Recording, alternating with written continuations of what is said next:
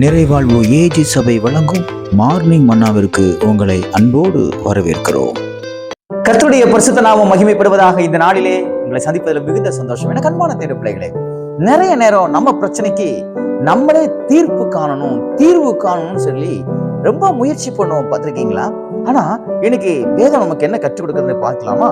நீதிமொழியின் புஸ்தகம் 20வது அதிகாரம் 22வது வசனம் இப்படியாக சொல்லுகிறது: தீமைக்கு சரி கட்டுவேன் என்று சொல்லாதே, கர்த்தருக்கு காத்திரு, அவர் உன்னை ரட்சிப்பார். எவ்வளவு அருமையான வார்த்தை பார்த்தீங்களா? நீ தீமைக்கு அவன் எனக்கு அப்படிப்பட்ட காரியங்களை செஞ்சுட்டான், அதனால நானும் அவனுக்கு அப்படிப்பட்ட காரியத்தை செய்வேன் அப்படின்னு நான் நேரம் பார்த்துட்டு இருக்கிறேன். அவனுக்கு ஒரு காரியத்தை செய்யணும்னு சொல்லி சமயத்தை பார்த்துட்டு இருக்கிறேன். எனக்கு ஒரு வாய்ப்பு கிடைக்காதா? யானைக்கு ஒரு காலம் வந்தா பூனைக்கு ஒரு காலம் வராதா? அப்படின்னு சொல்லி நீங்க தீமைக்கு சரி கட்டணுங்கிற எண்ணங்களை இன்னைக்கு நீங்க எடுத்துக்கணும். அது உங்க குடும்பத்தினரா இருக்கலாம், அல்லது உங்க கூட வேலை பார்க்கறவங்களா இருக்கலாம், உங்க பக்கத்து வீட்டுக்காரங்களா இருக்கலாம், உங்க தெருவில் உள்ளவங்களா இருக்கலாம், யாராக இருக்கட்டும், தீமைக்கு சரி கட்டணும் அப்படிங்கிற எண்ணங்களை உங்க சிந்தையில இருந்து, உங்க இருதயத்துல இருந்து நீங்க எடுத்து போட்டுருங்க. மாறாய் கர்த்தருக்கு காத்துருங்க. கர்த்தர் ஒரு சமயத்தை வச்சிருக்கிறார். அந்த சமயத்துல யாருக்கு என்ன செய்ய வேண்டும் என்பதை அவர் சரியான இடத்துல செய்வார். உங்களுக்கு தீமை செஞ்சாங்களா, அவங்களுக்கு கர்த்தர் தீமை செய்வார். காத்துருங்க. யோசேப்போட வாழ்க்கையில பாருங்க, சகோதரர் எல்லாரும் சேர்ந்து அவனுக்கு தீமை செஞ்சாங்க.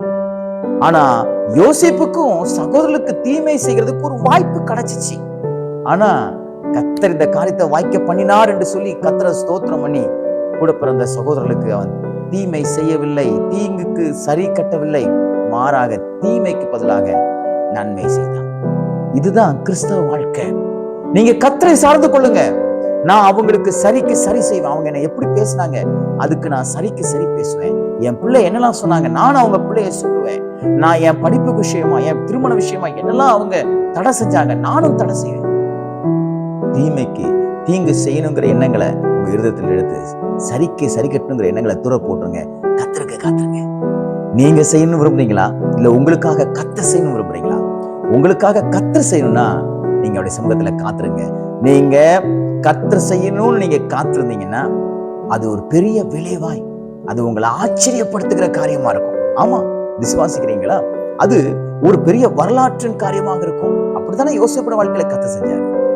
தீமைக்கு சரி கட்டுற நேரம் வந்தாலும் அவன் அதையெல்லாம் உதறித்தள்ளனா கர்த்தர் அதை வரலாற்று பதிப்பாக பதித்து வைத்திருக்கிறார் பரிசுத்த வேதாகமத்தில். அதே போல நீங்க யாருக்கு தீமை செய்யாதீங்க, யாருக்கு தீமை செய்யணுங்கிற எண்ணங்களை நீங்க எடுத்து போட்டு கர்த்தருக்கு காத்துருங்க. அவர் சரிக்கு சரி கட்டுவார், உங்களை ரட்சிப்பார். இந்த நாள் எல்லாவற்றையும் மறந்து தேவனை சார்ந்து கொண்டிருந்த நாளாக தேவன் மாற்றி விடுப்பாராக. God bless you.